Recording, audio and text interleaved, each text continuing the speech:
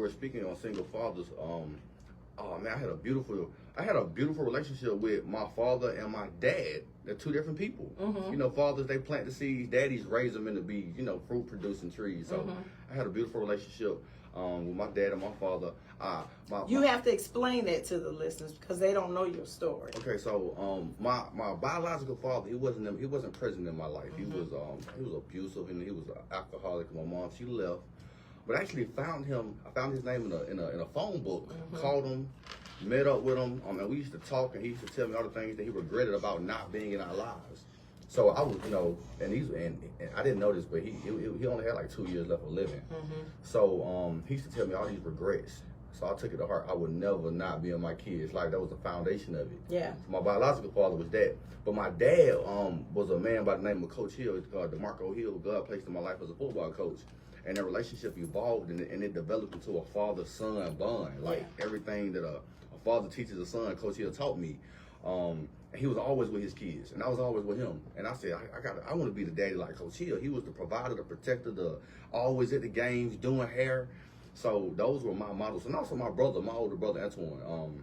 He was a father of Shakira, my niece, and he was an amazing father to her, present even when he wasn't with her mom. So I got examples of what fatherhood should be like. Yeah. And you know, I think this is that generation of my generation. We don't want to make the same mistakes that our fathers did. I'm not gonna be like my daddy. My daddy wasn't in my life. I'm not gonna be like that's our generation. And you know, I'm a proud full-time single father, two beautifully troublemaking babies. I saw the post. It said, if men were given the same responsibilities as a full-time single mama, they'll fold.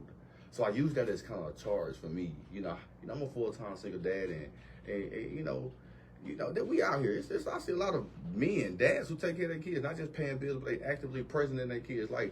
But me as a full-time single father, I try not to make it as a crutch to my kids. I don't want them to let stuff they don't have. You know, Ayan and Derrick, you know, humbly said, they're academic rock stars. Yes, they are. Academic rock stars. They're well-mannered. They're very responsible. And, you know, people like, you know, as a dad, you get these questions. Where their mama at? Where their mama at? Their mama, you know, where their mama at?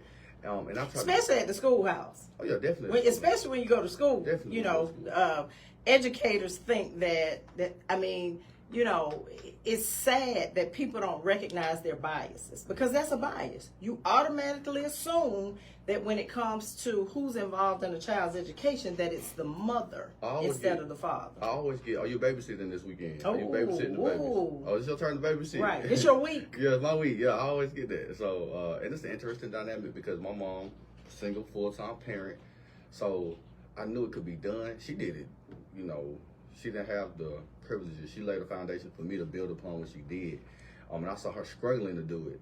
And I'm able to give Ayan and Derrick a different kind of upbringing. And it's a beautiful thing to raise my babies. Every time they reach a new milestone, I'm so proud of them. And I got you know, they mine. You know, I got a lot of friends. They're not in their kids' life like that. So I get a different kind of